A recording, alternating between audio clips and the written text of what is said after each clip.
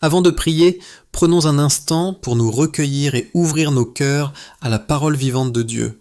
Il y a quelque chose de puissant à commencer par les Écritures, car la parole n'est pas simplement une encre ancienne sur des pages fragiles, elle est vivante, elle respire, elle parle dans le monde, même où nous marchons aujourd'hui. Jésus lui-même nous a dit que le ciel et la terre passeront, mais ses paroles ne passeront jamais. Cela signifie que ce que nous sommes sur le point d'entendre n'est pas une relique de l'histoire, c'est un message qui résonne à travers les siècles, portant le poids de l'éternité, nous appelant à écouter maintenant en cet instant. Dans l'évangile de Matthieu chapitre 24, Jésus était assis avec ses disciples sur le mont des Oliviers. Imaginez la scène, le ciel du soir se teignant de nuances d'or et de pourpre profond, les pierres de Jérusalem brillant sous la lumière déclinante, l'air rempli des murmures des pèlerins et des prêtres se préparant pour la nuit. Les disciples se sont penchés vers leur maître, leur voix empreinte de curiosité et d'inquiétude. Ils l'ont interrogé sur la fin des temps, sur les signes de son retour, sur ce à quoi le monde ressemblerait lorsque l'histoire atteindrait ses derniers chapitres. Et Jésus, avec compassion dans sa voix, n'a pas balayé leurs questions. Il ne leur a pas dit d'arrêter de s'inquiéter ou de se concentrer uniquement sur le présent. Au lieu de cela, il leur a donné la vérité, une vérité qui était sobre, urgente et pourtant ancrée dans l'espoir. Il les a avertis, un temps viendra où beaucoup seront égarés, pas seulement quelques-uns beaucoup. Il a parlé de faux messies qui se lèveront, de trompeurs vêtus de charismes de promesses qui semblent justes mais mènent à la ruine. Il a peint un tableau de guerre et de bruit, de guerre, de nations s'affrontant et de royaumes ébranlés, de trahison, même au sein des familles de haine et d'anarchie, inondant la terre. Et le plus effrayant de tout, il a dit que l'amour de beaucoup se refroidirait. Maintenant, arrêtez-vous et réfléchissez à ces mots. Jésus ne parlait pas dans le vide. Il regardait dans les yeux d'hommes qui avaient tout laissé pour le suivre. Il parlait à des gens qui pensaient qu'il ne pourrait jamais s'éloigner des gens qui se sentaient en sécurité dans leur dévotion. Pourtant, il a dit « beaucoup s'éloigneront ». Mon ami, quand Jésus dit « beaucoup », il le pense. Ces paroles n'étaient pas une exagération, c'était une prophétie. Et en regardant autour de nous aujourd'hui, nous ne pouvons pas le nier, nous en voyons la preuve partout. Nous vivons dans une ère de confusion spirituelle. La vérité est redéfinie sous nos yeux. Les fondements même de la moralité sont ébranlés. Le mot amour est jeté à tout va déformer, dépouillé de sa sainteté et reconditionné en quelque chose de pratique et d'égoïste. La foi a été remplacée par le divertissement, par le confort, par un christianisme qui ne demande rien et offre tout. Le monde nous dit de suivre notre cœur, mais oublie de nous dire que le cœur livré à lui-même est trompeur par-dessus tout. Voyez-vous ce que Jésus voulait dire? Il nous avertissait non seulement des guerres ou des catastrophes, mais de l'état du cœur humain dans les derniers jours. Les cœurs qui brûlaient autrefois d'amour pour Dieu se refroidiraient. Les personnes autrefois fidèles dans la prière s'éloigneraient. Les églises autrefois pleines de vérité feraient des compromis. Les familles autrefois fortes dans la foi se disloqueraient. Ce ne sont pas seulement des signes des temps, c'est la réalité dans laquelle nous vivons. Et pourtant, au milieu de toute cette lourdeur, Jésus ne nous laisse pas sans espoir. Il n'avertit jamais sans offrir aussi une voie d'évasion, une bouée de sauvetage à laquelle s'accrocher. Après avoir décrit tout le tumulte, il passe à une parabole.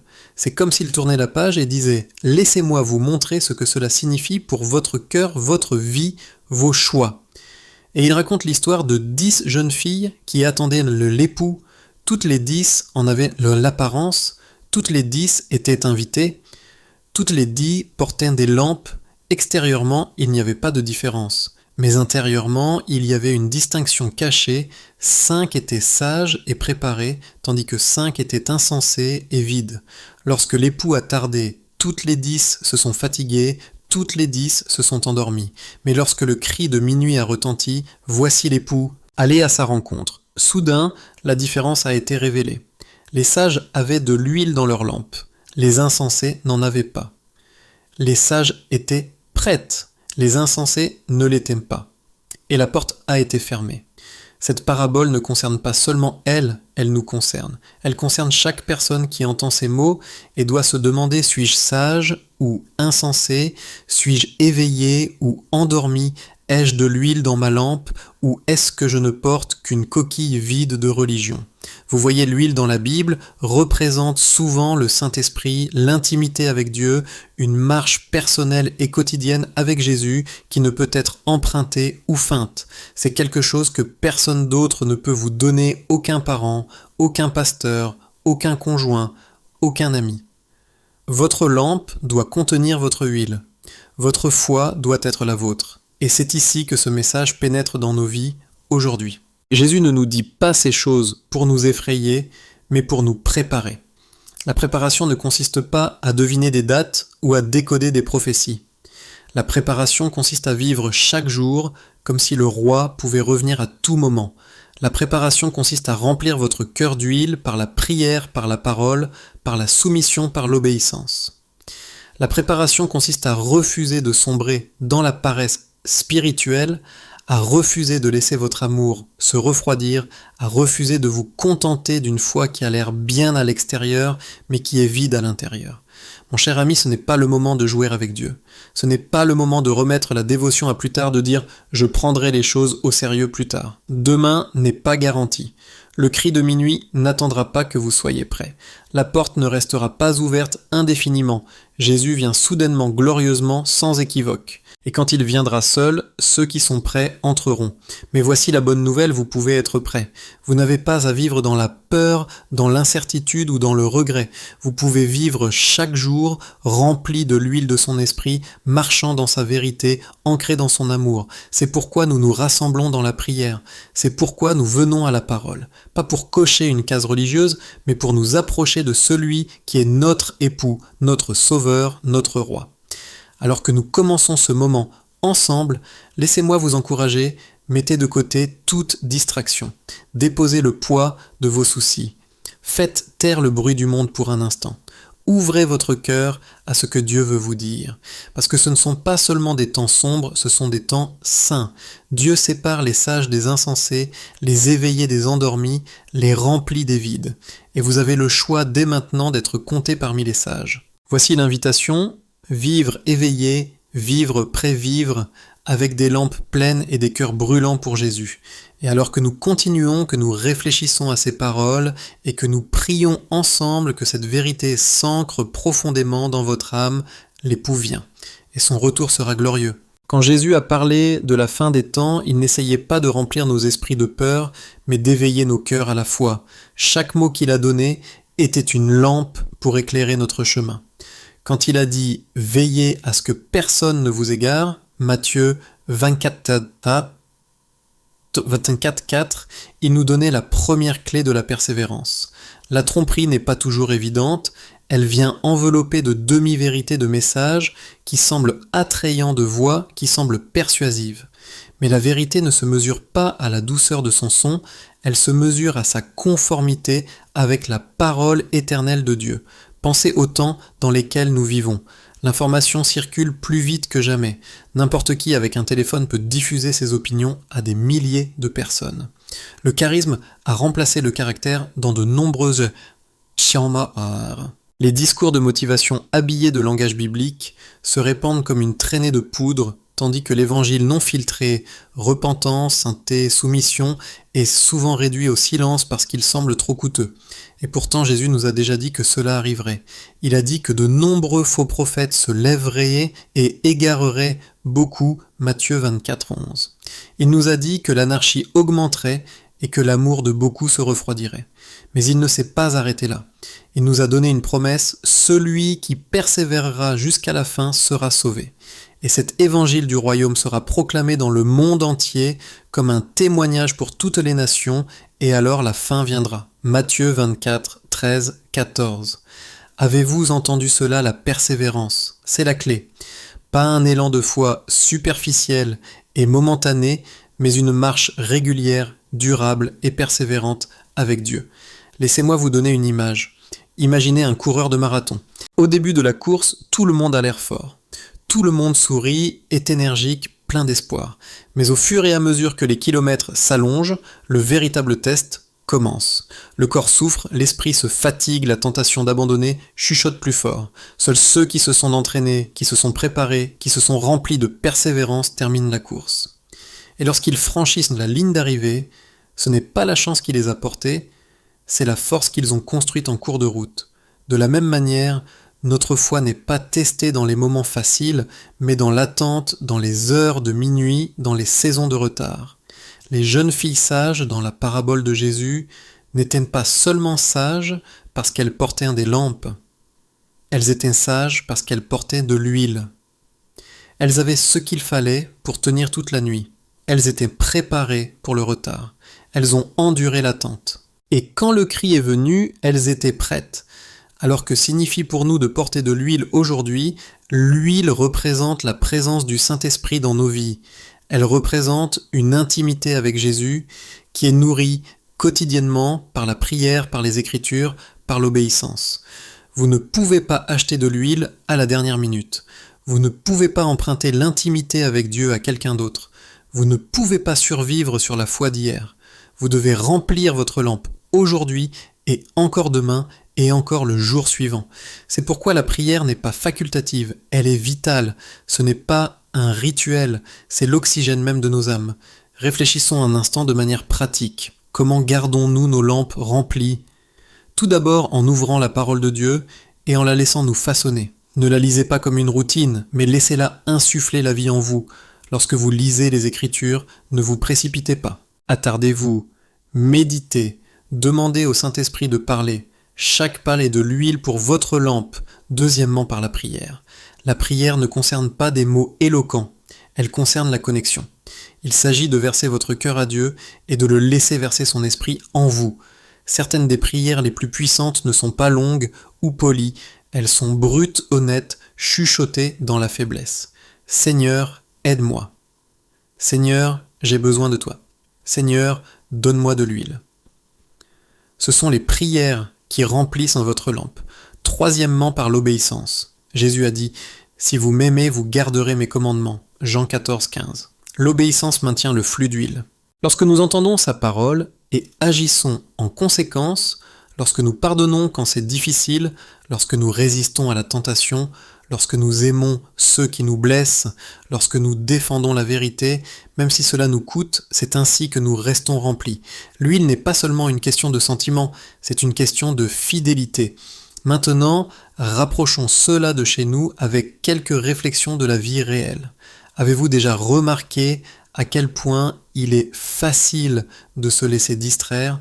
Nous vivons dans un monde de notifications constantes, de divertissements sans fin de pression qui nous tirent dans 100 directions. Les jeunes filles insensées n'étaient pas méchantes, elles étaient distraites. Elles étaient insouciantes. Elles supposaient qu'elles avaient du temps. Peut-être qu'elles pensaient « on achètera de l'huile plus tard, on prendra les choses au sérieux quand ce sera urgent », mais le cri de minuit n'attend pas. Le retour du Christ ne fonctionne pas selon notre emploi du temps. Et le danger de la distraction est qu'elle nous engourdit face à ce qui compte vraiment. Je me souviens d'avoir entendu l'histoire d'un homme qui disait toujours « un jour je consacrerai ma vie à Jésus ». Un jour je prendrai ma foi au sérieux, mais pour l'instant je suis trop occupé.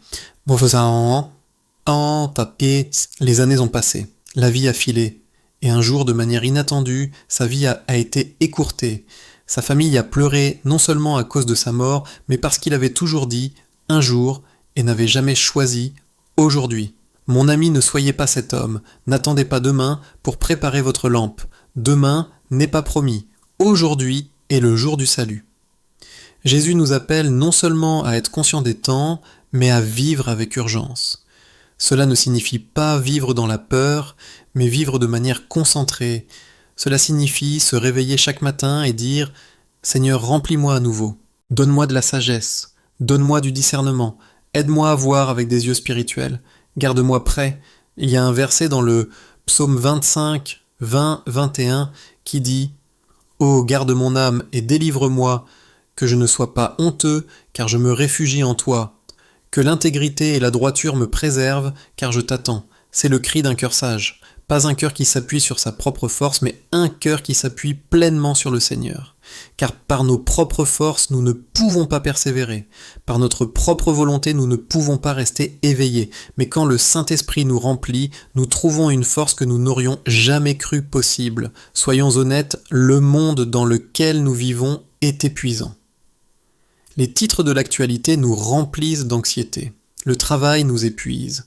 Les luttes familiales nous pèsent. Les tentations nous entourent. Et au milieu de tout cela, il est facile de laisser nos lampes s'éteindre. Mais c'est exactement le moment où nous devons nous rapprocher et non nous éloigner.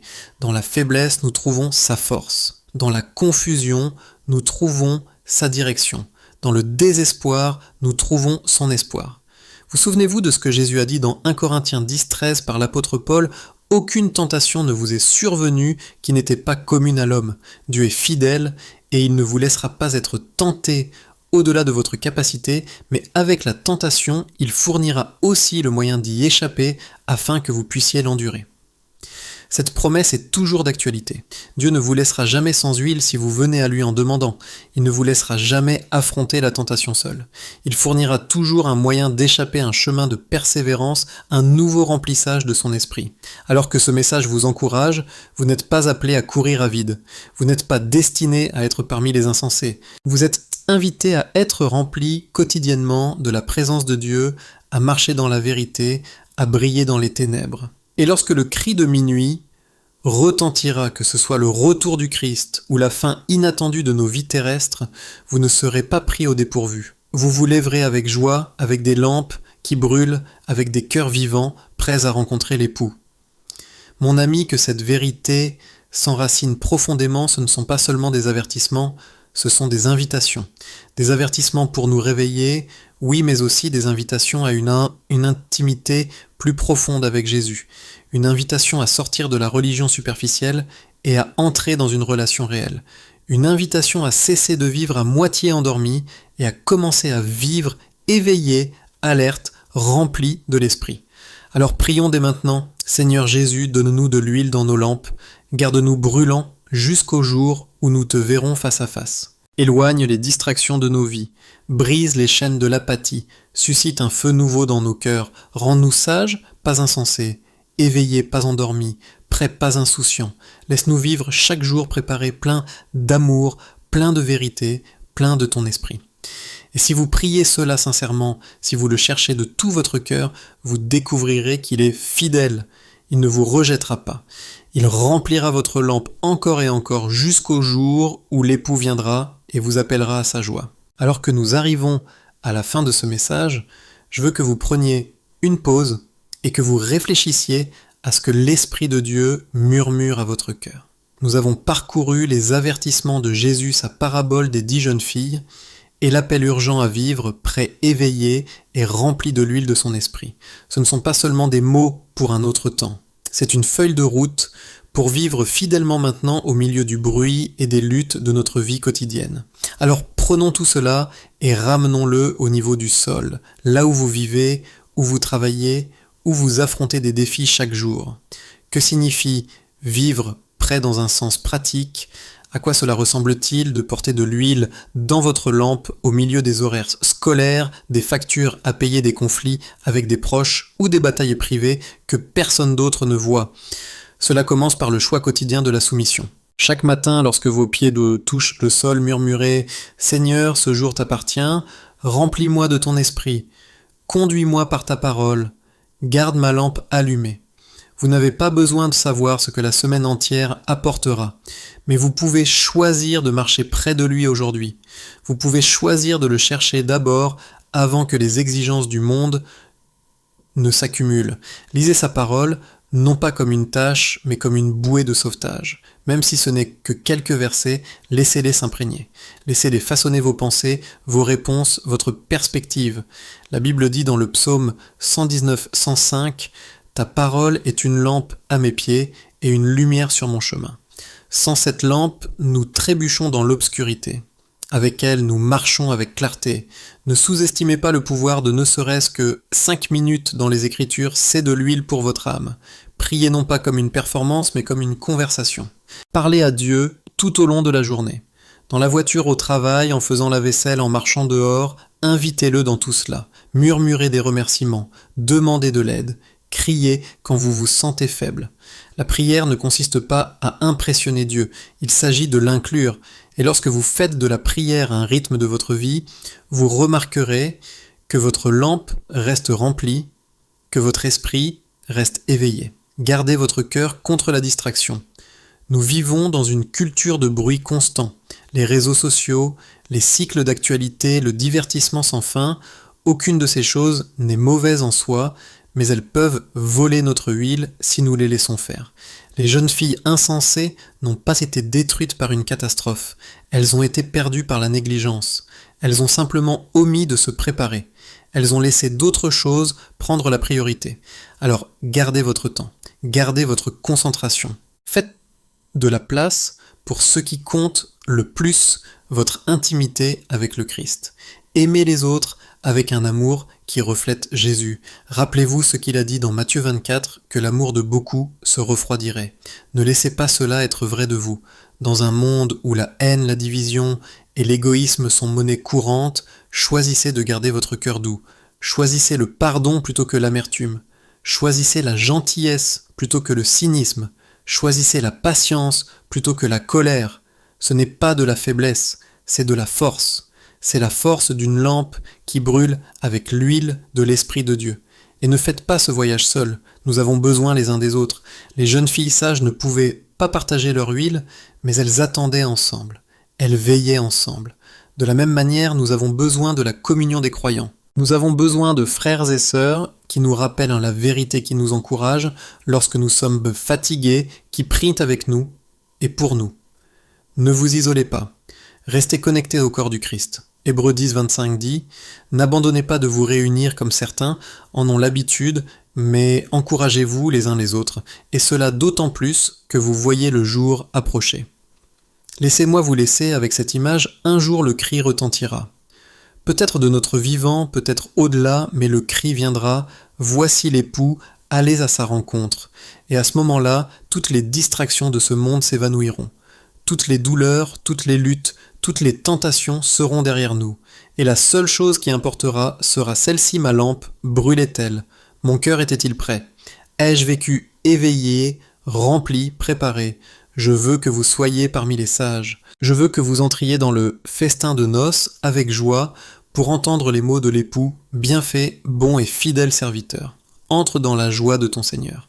Et vous le pouvez, non par votre force mais par la sienne, non par la perfection mais par la grâce.